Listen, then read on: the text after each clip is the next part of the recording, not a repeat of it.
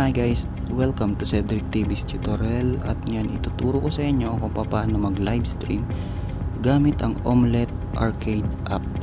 So the first step guys is kailangan nyong i-download ang OMLET Arcade app via App Store o Play Store kung kayo ay Android user. Sa iOS hindi ko alam kasi hindi po ako iOS user. So ngayon since na-download ko na siya, so open na lang natin siya guys. Ayan guys, so open lang natin siya. So after mo siyang ma-open guys, magre-require siya na gumawa kayo ng account nyo sa OMLET Arcade. So since may account na ako, hindi ko na mapapakita sa inyo yun, so follow the instruction na lang guys. And now, para makapag livestream, kailangan nyo lang gawin is i-click yung plus circle button sa gitna. Ayan guys, so kung nakikita nyo, meron dyang editor beta, post, record, go live, and games. So since live streaming tutorial to, click the go live icon and choose the game na kung ano ang gusto nyong i-live stream. So yun guys, so kung nakikita nyo Mobile Legend lang yun nandyan, so click Mobile Legend. Ayan guys, tandaan nyo guys, ang OMLET Arcade app guys is pwede nyo siyang i-connect sa kahit anong platform. For example, kung nakikita nyo, andyan ang Facebook name ko kasi connected na siya sa aking Facebook app. Pwede nyo rin siyang i-log in sa inyong YouTube or sa Twitch. So it's for you to decide na lang guys. So kung nakikita nyo, andyan na yung Facebook name ko, live to, click my wall kung gusto nyo ng sa wall nyo o kung gusto nyo sa inyo lang, o pwede rin naman kung mayroon kayong Facebook page, click the Facebook page. For example, meron ako ditong Facebook page, so update to FB gaming page, so kaya nang bala. So click ko lang yung my wall, doon lang to, and now click the next. Ayan guys, so kung nakikita nyo guys, may ibang option pa dyan guys. Nakikita nyo merong overlay, watermark, shield image, describe your stream, stream settings, advanced settings. So ang kagandahan dito guys sa OMLET Arcade is pwede kayong pumili ng overlay nyo. So click overlay, sample settings. So kung nakikita nyo merong mga sale.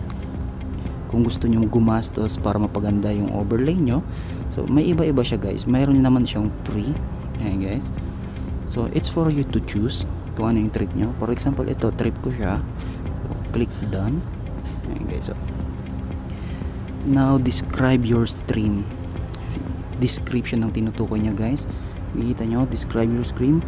Watch me stream Mobile Legend Bang Bang on OMLET Arcade. Follow me for more. Ayan guys, so andyan yung link, Mobile Legends Bang Bang. So ayan guys, watermark kung gusto nyong nakikita yung pangalan nyo or what. So shield image, stream settings, microphone. Ayan guys, click natin siya. So streaming quality, ayan guys, so click to auto kung ano yung gusto nyo, kayo nang bahala. Ayan guys, so back tayo. Ayan guys, so advanced settings. So guys, kahit is after nyo ma-setting yung part na to guys, is ready na kayo for live stream. Ready na kayo mag-umpisa sa inyong live streaming. So kung napapansin nyo may start na dyan, click the start and continue na kayo.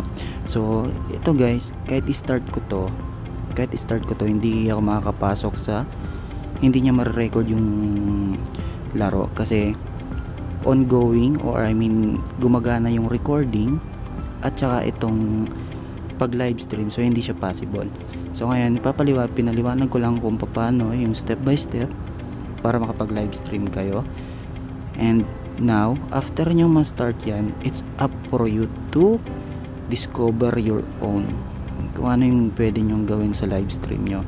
So ayun na nga, sana nasundan nyo yung tutorial ko, and yun, humingi ako ng pasensya kasi kinag ko na siya kasi hindi rin naman pumasok yung end ng video kung paano siya nag live stream kasi bawal na magsabay yung recording at live streaming. So hindi na siya nakapasok at ang pangit na ng kuha. So yun, magpapasalamat ako sa inyong lahat sa patuloy na pagsuporta, and sana nakatulong ako. And yun, stay safe.